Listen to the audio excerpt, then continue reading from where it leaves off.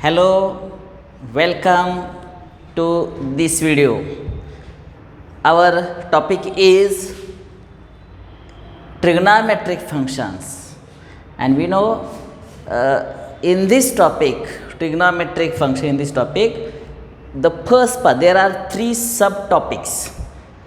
Topic number one, that is trigonometric equations and their solutions, principal solution and the general solution, and we have learned about that. Second part is solution of a triangle.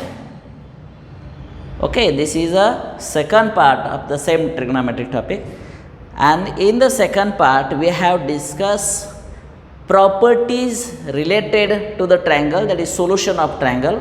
For the solution of triangle we have discussed sine rule, cosine rule, projection rule, and half angle formulae, sin a by 2, cos a by 2, tan a by 2, and their applications, Hero's formula, Napier's analogy, and so on. Okay, up to this step we have completed two parts. Now last part of this topic is here, inverse trigonometric function.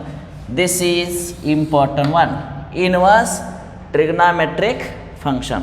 Okay, we know what are the trigonometric functions: sine function, cosine function, tangent function, after that cot function, sec function, and cosec function. Okay, and what is the domain of first function, that is sine function? What is codomain of sine function? We have also discussed in 11th standard, same topic, trigonometric function. Or you can observe a video of trigonometry part first 11th standard. Okay, you will get detailed information about what is the range of sine function, cosine function, tangent function, and so on. Here we will discuss revision type discussion, that is what is the domain of sine function, what is the domain of cos function, tan function, and remaining three functions, and their range, domain and range after that period of that function. And by completing this discussion we will go to this concept, inverse trigonometric function. Okay, for this we must know this chart. This chart is an important one. Suppose this is a ratio sine, here cos, here tan, cot, here sec, and here cosec of theta. Okay, and here these are 6 ratios. Okay, and here I am writing domain, here range, and here period. Okay, these are ratios here, and range, domain, range, and period. We know that what is the exact graph of sine function. Graph of sine function is like this. Suppose this is x-axis, this is y-axis, here 1, here minus 1, here 0, here pi by 2, here pi, here 3 pi by 2, here 2 pi, and graph of sine function is, value of sine 0 is 0, sine 91, so graph is looking like this. Okay, here 0, here pi by 2, here pi, 3 pi by 2, and the 2 pi. This is about, this is the graph of y equal to what? Sine x. Look here, the graph is not going upward direction of 1 and not below of minus 1. This is the range of this function. So we can write what is the range? Range means how the graph of the sine function goes. Graph of sine function increases up to 1 and decreases up to -1, again increases. So we can write here -1 to 1. This is a range of sine function. And what is domain? Domain means here if we increase the angles from 0 to pi by 2, means first quadrant, second quadrant, third quadrant, fourth quadrant, and after completion of 4 quadrant, again same pattern repeats like this. And this goes infinitely, positive infinity, plus infinity. And if we draw the graph like this to the negative infinity, means this graph is a continuous function, and here domain is all real numbers. And if you observe the graph of this, will here the graph start with 0 and will complete. Look here, quadrant first, in first quadrant sine is a positive, in second quadrant sine is a, in second quadrant the graph is like this, looking like this.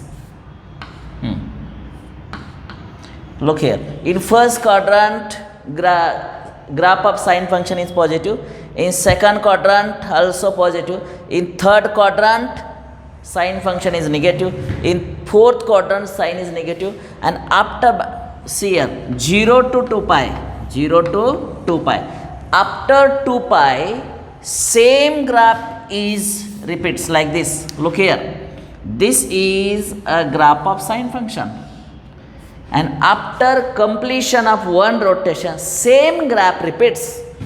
I am drawing a graph of second part. This is a graph of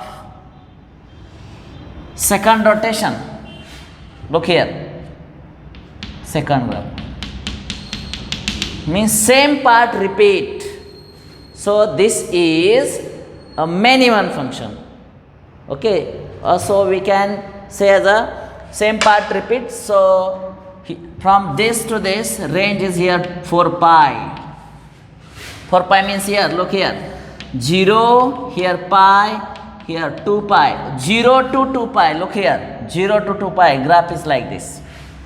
2 pi to 4 pi again, same graph is given there. So 2 pi is the period of sine function. Okay. Now similar way for cos, same domain, range -1 to n, and period is 7. Now look at the tan function. Tan function domain is all real number except, but tan is not defined for the angles on the y-axis, means here we can write here 2n plus 1 pi by 2, n belongs to integer, and range is all real numbers and period is pi. What is about cot? For the cot, same one, domain is all real numbers and except the angles on a x-axis it is not defined, n belongs to integer, range is all real numbers, and here period is 5. Sec function, again sec is similar to tan because domain is same one, so all real number except the angles on y-axis it is not defined. Cosec also same, just like cot function, n pi, here n belongs to z, and here all real number except -1 to 1, here all real number except -1 to 1, and here period is here 2 pi, here is also 2 pi. So this graph is more important. From the graphs we can say as all the functions sine, cos, tan, cot, sec and cosec, all these 6 functions are 1 1 and onto function, 1 1 and onto function. Okay, so what is by 1 1, what is by onto function, and types of function you have learnt in mathematics part 2nd, set relation function, and the types of function, how the graphs of functions are there. Now we are here discussing only the trigonometric ratios. All the trigonometric ratios gives same value, not gives unique value, same value after one rotation. Hence it is a 1 1 and onto function. Okay, and if the function is 1 1 and onto, then we can find the inverse function. Then okay, but for that the images, maybe the function should be what, 1 1, okay, and onto 1. Look here, now I will explain in detail. First observe this chart. This chart is important one, okay, and you can refer your textbook for a detailed chart or how to draw the graph. You can refer your textbook of 11th standard. Okay, here look here, I am explaining in detail here. आता तुम्ही याचा screenshot घ्या. हा part 11th स्टँडर्डला आपण trigonometry फर्स्टमध्ये बघितलेला होता, किंवा तुम्ही आपला जो व्हिडिओ आहे 11वीचा 11th स्टँडर्डचा व्हिडिओ टाकला आहे बघा, trigonometry part first. Graph of sine function व्यवस्थित बघा. तो ग्राफ ऑफ कॉस फंक्शन मी वेगळा व्हिडिओ तयार केला आहे, आणि ग्राफ ऑफ टँजंट फंक्शन कसा ग्राफ काढायचा मी तिथं डिटेल सांगितलेला आहे. आपला टॉपिक आहे इनवर्स ट्रिग्नॉमेट्रिक फंक्शन. इनवर्स हा शब्द जादा आहे. ओके, का जादा आहे ते तुम्हाला आता मी इथं सांगणार आहे. आता domain all real numbers, range -1 to 1. आता पहिल्याचा विचार करूया. y = sin x is called sin function, is called sin function. आणि हे जे आहे ना साइन फंक्शन, जर x जो आहे, x हे अँगल्स आहेत. जर आपण डायग्रॅमॅटिक प्रेझेंटेशन केलं, समजा हा सेट A घ्या, दुसरा सेट घेतला B, ओके, आणि इथं अनेक असे अँगल्स आहेत. दीज आर अँगल्स, ओके, आणि अँगल्स हे नंबरमध्ये असतात. 0 डिग्री, 1 डिग्री, 2 डिग्री, 3 डिग्री, आणि 0 आणि 1च्या मध्ये सुद्धा डिग्री आहेतच ना, 0.1, 0.2. हे सगळे असणार आहेत. मी याला x लिहितो, आणि हे जे असणार ना इथं y, आणि हे जे रिलेशन आपण इथून इथपर्यंत दाखवूया, दिस इज अ रिलेशन. आणि इथं लिहितो हे रिलेशन काय आपण बघणार आहे, कुठला फंक्शन बघणार आहे, साइन. आपण फंक्शन शब्द उच्चारतोय. फंक्शनचा अर्थ असा आहे, इट इज 1 1 पाहिजे बघा. आता 1 1 फंक्शन, आता हे जे रिलेशन दाखवलं आहे आपण एफ म्हणूया, ते असं म्हणतात बघा, F from A to B, function from A to B. बघा की function from A to B असं दाखवलं आहे. A पासून B कडे जाणारा हा फंक्शन आहे. पण या A सेटमधील ईच अँड एव्हरी एलिमेंट्स, इथला एक बी नंबर शिल्लक राहता कामा नये. म्हणजे 0 डिग्रीचं उत्तर इकडे असलं पाहिजे, 1 डिग्रीचं असलं पाहिजे, 2 डिग्रीचं असलं पाहिजे, 3 डिग्रीचं असलं पाहिजे. एकही डिग्री शिल्लक राहता कामा नये या सेटमधली. सगळ्याचं उत्तर जर इकडं असेल त्याला म्हटलं जातं 1 1 फंक्शन.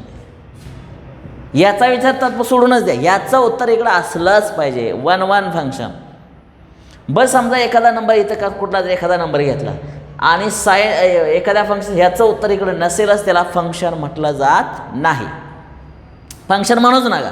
पण ईच अँड एव्हरी एलिमेंट, बघा शब्द महत्त्वाचे, each and every element of set A must have image in B. याचं उत्तर कुठं पाहिजे, इकडं असलं पाहिजे. तर हे जे आहे याला फंक्शन असं म्हणतात. दॅट इज 1 1 फंक्शन असं म्हणतात. तर हा जो पार्ट आहे ना याला म्हटलं जातं डोमेन. हे जे तुम्ही लिहिलं आहे ना इथं डोमेन डोमेन डोमेन डोमेन म्हणजे हे सगळे अँगल्स आहेत बरं का. इथं वाटलं तर मी लिहितो. हे सगळे सध्या तरी काय अँगल्स दिसत आहेत बघा. हे सगळे अँगल्सच आहेत. आणि याचं येणारं जे इथं उत्तर आहे ते अँगल नाही आहेत. दीज आर रिअल नंबर्स आहेत. आणि साईनचा जर विचार केला, साईनचा ग्राफ तुम्ही जर बघितला, साईन 0ची व्हॅल्यू 0 येते. 0 डिग्री म्हणायचं नाही, साईन 0 डिग्रीची व्हॅल्यू 0 येते. साईन 90ची व्हॅल्यू 1 येते. 1 डिग्री नव्हे 1 येते. It is a real number. मग त्यामुळं इथं जे आहे ना -1 to 1 या दरम्यानच व्हॅल्यू सापडतात. सगळ्या व्हॅल्यू इथं येतात बघा.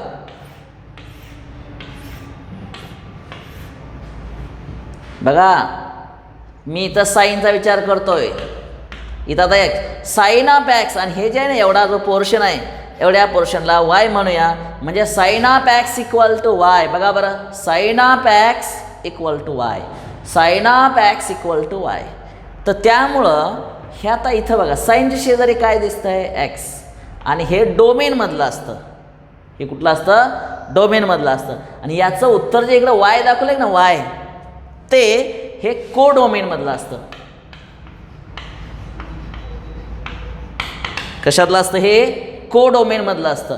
आणि को डोमेन हा सुद्धा मोठा बिग सेट आहे. पण साईनचं उत्तर -1च्या खाली जात नाही, 1च्या वरती जात नाही. म्हणून एवढ्याला म्हटलं जातं रेंज. तेच बघा -1 to 1 ही रेंज दाखवलेली आहे. हे काय डोमेन ऑल रिअल नंबर्स. म्हणजे साईनच्या सगळ्या अँगलचा आन्सर इकडं आहे 1 1. आणि याचं उत्तर एवढ्याच पार्टमध्ये बरं एवढ्या. पण ह्याच्या पुढं 2 असणार आहे तर ह्याचं आन्सर इकडं नाही आहे बरं का. साईन नसणारच आहे. मग ही दिस इज अ रेंज ऑफ. म्हणजे आपण म्हणू शकतो आता ह्यात मोठा सेट आहे कुठला कोडोमेन. हा छोटा पार्ट आहे.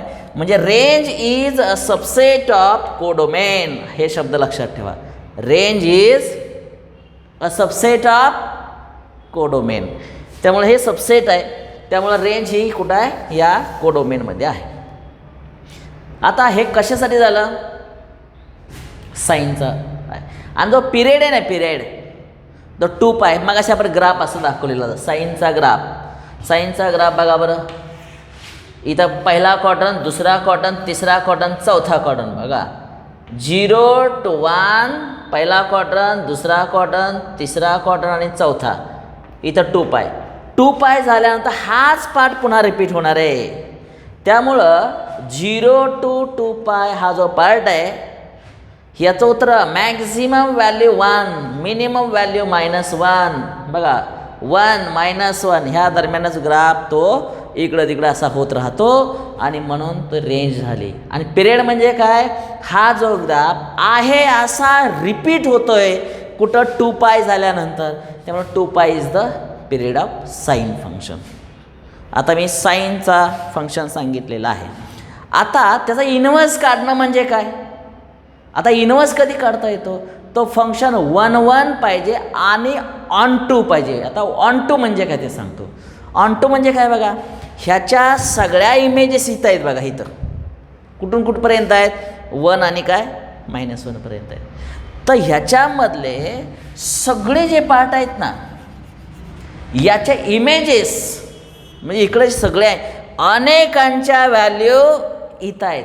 मेनी वन फंक्शन अनेकांच्या व्हॅल्यू सगळ्या अँगलच्या व्हॅल्यू इथं आहेत. बघा ना इथं ग्राफमध्ये बघा का इथं बघा इथं -1 इथं 1. हा जो आहे ना -1 आणि 1 इथं ग्राफ पेपरवरती बरं का वाय ॲक्सिसवरचा ग्राफ व्यवस्थित समजावून घ्या जरा. हा जो ग्राफ आहे तर याच्या व्हॅल्यू आणि इकडं ऑब्झर्व करा बरं इनफायनाईटपर्यंत ग्राफ गेला आहे. मग एखादा पॉईंट इथं असेल, इथला अँगल असेल, इथला अँगल असेल, या सगळ्यांच्या व्हॅल्यू समान मिळत आहेत. अनेकांच्या व्हॅल्यू तेच आहेत. Many one function same value. आणि अशाचा इन्व्हर्स काढता येत नाही. तर इन्व्हर्स कुणाचा काढता यायला पाहिजे it is a 1 1 and onto function असला पाहिजे तरच काढता येईल. आणि म्हणजे युनिक व्हॅल्यू पाहिजेत. म्हणून मी काय करतो बघा की हा ग्राफ जो आहे बघा असा ग्राफ इथून इथपर्यंत गेला पुन्हा इथं डाऊन झाला तर मी कुठं इथं 0, इथं π/2, इथं काय होतं पाय. हा जो साईनचा जो ग्राफ काढलेला आहे, आता ते इन्व्हर्स काढण्यासाठी जो ग्राफ आहे ना, हे आत्ता मी सांगतो तुम्हाला कॉम्प्लिकेटेड होईल. तर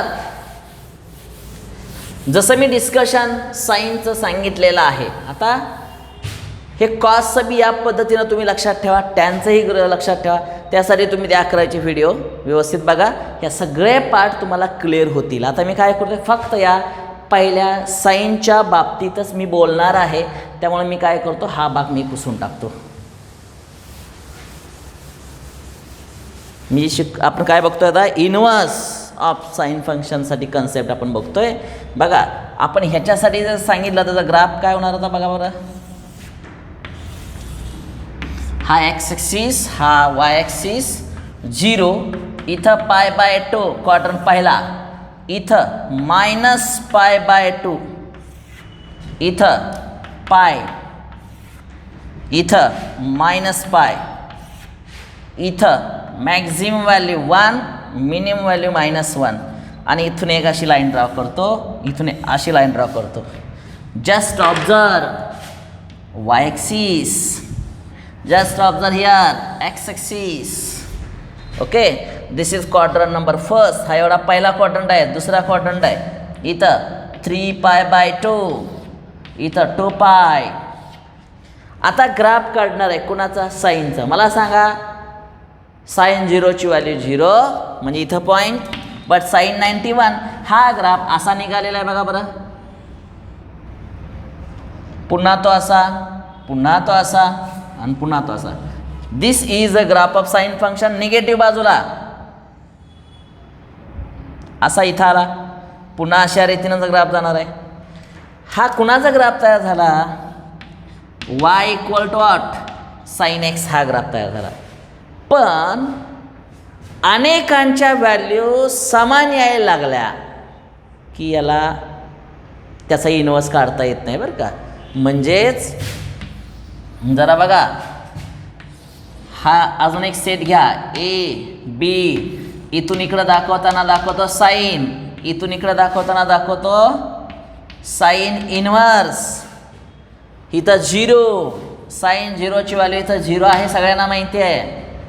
ओके, इथं अँगल वाढत गेले, साईन 90, इथं 1, इकडं साईन -90, इथं -1, आणि हा जो पोर्शन आहे ना एवढाच,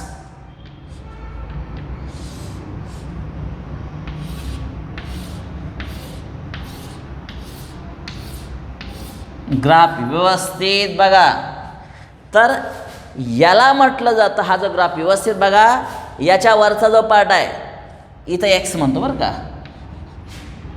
आणि हा जो पोर्शन आहे ना, हा एवढ्याला म्हणूया एक्स आणि एवढ्याला म्हणूया वाय. म्हणजे सगळ्यात जरा बघा, साईन ऑफ एक्स = वाय. बघा, y = sin x is called sin function.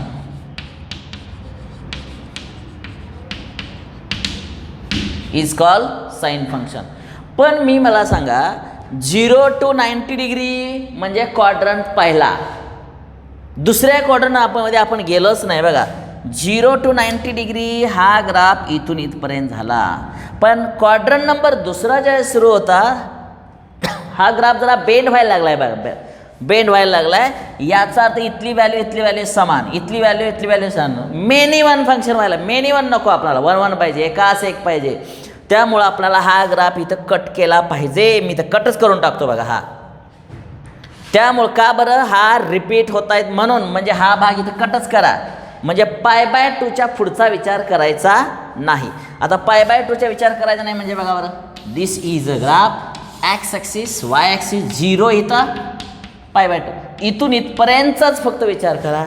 दुसऱ्या क्वाड्रंटमध्ये जायला लागला, व्हॅल्यू रिपीट होणार आहेत आणि होता येतच बघा, रिपीट होत आहेत ग्राफच्या आधारे. म्हणून इथं 90 डिग्रीपेक्षा पुढं वरती भरपूर अँगल आहेत, नाही विचार करायचा त्याचा. ओके, आणि आता इकडं बघा, हा ग्राफ इकडे गेलाय बघा, आणि इथून पुन्हा रिपीट व्हायला लागला, इथे बी कट करून टाका. आणि हा जो पोर्शन दिसतोय ना बघा, हा जो ग्राफ आहे, याला म्हटलं जातं साईन फंक्शन. हा 1 1 आणि ऑनटो आहे, आणि त्याचाच इनवर्स काढता येतो. म्हणजे इथं बघा, आता खालचं या बाजूचं बघा, ही इथं दाखवलेलं साईन इनवर्स बघा, sine of x equal to y. Sine या अँगलसाठी उत्तर याच्यातच आहे, बरोबर आहे. लक्षात आलं का? साईन ऑफ हे जे दिलंय याचं उत्तर यातच आहे. आणि इकडून विचार केला साईन इनवर्स ऑफ दिस, याचं उत्तर यातच आहे. हे जे मी सांगतोय याच्या आधारे इनवर्स फंक्शन तुमच्या लक्षात आलेलं असेल. म्हणजेच आता मी इथं असं म्हणतो, अँड बोला साईन इनवर्स ऑफ इथं काय वाय इज इक्वल टू इकडे काय X is the inverse function. Is inverse function. कुठला inverse function? Sine inverse function. हा जो पार्ट समजण्याला थोडा कॉम्प्लिकेटेड आहे, पण तेवढाच महत्त्वाचा आहे. आणि हे थोडके हे सगळं डिस्कशन लक्षात कसं ठेवायचं मी तुम्हाला सांगणार आहे, फक्त याच ग्राफच्या आधारे. आता मी काय करतोय, हा जो ग्राफ लक्षात आला, इथं बेंड कट केला, म्हणजे π/2च्या पुढचा विचार करू नका, इथं -π/2च्या इकडचा विचार करू नका, फक्त एवढाच विचार करा. आता नियमानुसार हा क्वाड्रंट कुठला आहे? पहिला. हा, आणि हा क्वाड्रंट कुठला आहे? चौथा. बघा इथला, ह्याचा विचार करू नका. म्हणजे इनवर्स काढण्यासाठी फक्त एवढाच ग्राफ लक्षात ठेवा. म्हणजे असं एक्स ॲक्सिस, वाय ॲक्सिस, इथं π/2, इथं -π/2, इथून इथपर्यंत π/2, इथून पर्यंत -π/2. ओके. आणि हा जो फंक्शन आहे, इथं साईन इनवर्सच्या व्हॅल्यू असतात, इथं सुद्धा साईन इनवर्सच्या व्हॅल्यू असतात. हे हा जे आत्ता जे पार्ट सांगितला. आता इथं मी काय करतो, जरा हे पुसून टाकतो. जरा बघा, साईनचा डोमेन सांगा बरं. साईनचा डोमेन काय? 90 डिग्रीपासून -90 डिग्रीपर्यंत. बघा, 90 डिग्रीपासून -90 डिग्रीपर्यंत हा एवढाच डोमेन. आणि ह्याची रेंज -1 to 1 तुम्हाला माहिती आहे. आता इनवर्सचा विचार करा बरं. इनवर्स जो आहे त्याचा बघा, ह्याचा डोमेन हा ही रेंज, आणि याचा डोमेन काय? हा डोमेन आणि ही रेंज. बघा इकडून बघा, हा फंक्शन इथून बाहेर पडतो आणि इकडं जातोय, त्यामुळे जिथून बाहेर पडतो हा झाला domain. This is the domain of sine function, बरोबर का? डोमेन ऑफ साईन फंक्शन, आणि त्याची रेंज -1 to 1. आणि इनवर्सचा विचार करता, हे बघा, sine inverse of this, inverse sine inverse of this म्हणजे हे अँगल नाही आहेत, हे रिअल नंबर्स आहेत.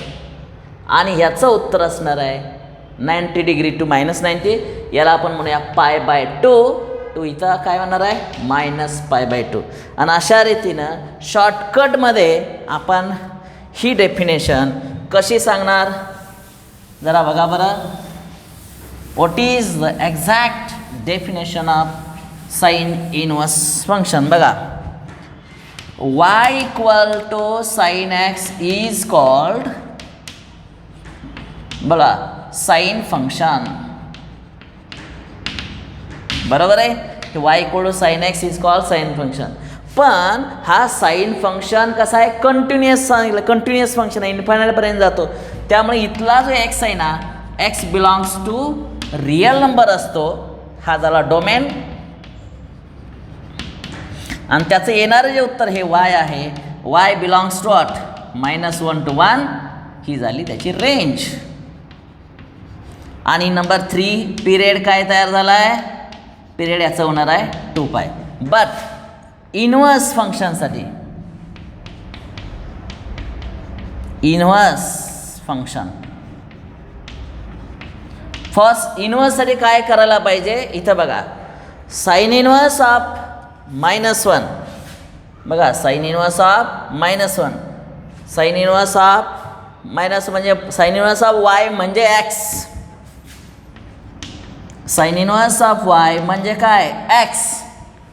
आणि इथला जो वाय आहे हिअर जो वाय आहे ना y belongs to what -1 to 1. इनवर्सच्या शेजारी जे अक्षर दिसते ते अँगल असत नाही, ते -1 to 1 असलं पाहिजे. आणि याचं जे आन्सर असणार आहे ते एक्स बिलॉंग्स टू -π/2 to π/2 आणि हे क्लोज्ड ब्रॅकेटमध्ये म्हणणार आहे. आणि हे जी डेफिनेशन दिसते आत्ता मी दाखवलेलं आहे सर्वात महत्त्वाची डेफिनेशन आहे. याला स्टार मार्क करतो आणि हा स्टार मार्क केलेला ग्राफ तुम्ही लक्षात ठेवा. कुणासाठी? इनवर्स फंक्शनसाठी. आता याच्या माध्यमातून तुम्हाला साइन इनवर्सचं मिनिंग तुमच्या लक्षात आलं असेल. आणि याला प्रिन्सिपल व्हॅल्यू म्हणतात. काय म्हटलं जातं? Principal value. आता हेच मी अजून एका ग्राफच्या आधारे दाखवतो. थोडक्यात ग्राफ असा लक्षात ठेवा.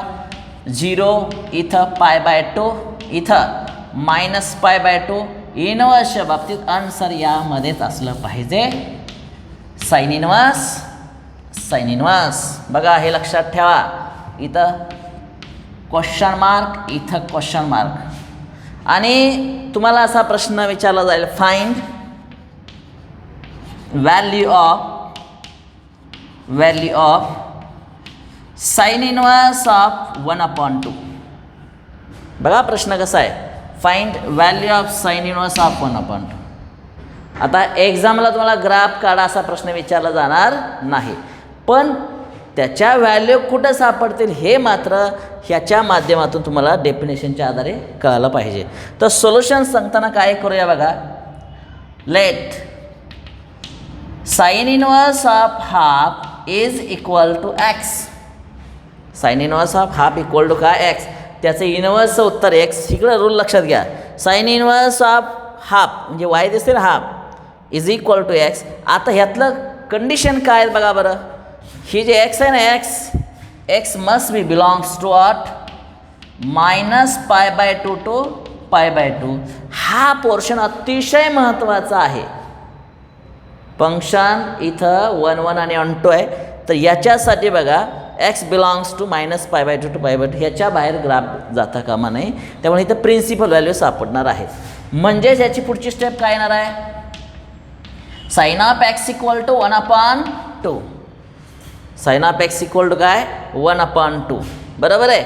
म्हणजेच sine of x equal to sine 30ची व्हॅल्यू म्हणजे π/6. कारण 1/2 म्हणजे साइन π/6ची व्हॅल्यू आहे. देअरफॉर एक्स इक्वल टू काय π/6. आणि हे जे आपण आन्सर झालं आहे ते शोधून काढलं आहे. कुणाचं एक्सची व्हॅल्यू बघायचं सपोज केलं आहे. Therefore final answer sine inverse of 1/2 is equal to what π/6. This is value of what sine inverse of this x. समजलं. हेच एक्झाम्पल असं असेल. Find value of sine inverse of -half.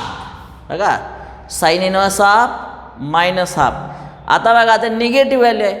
आपल्या नियमानुसार ASTCचा रूल वापरला गेला तर साइन इनवर्सची उत्तर कुठं असतात. फक्त या क्वाड्रंट आणि या क्वाड्रंट. ह्यात इथं असत नाही, इथे असत नाही. इथं साइन इनवर्स ऑफ पण निगेटिव्ह आहे नंबर म्हणजे पहिला क्वाड्रंटचा संबंध नाही, तो इथंच असणार आहे. याचं सोल्युशन बघा.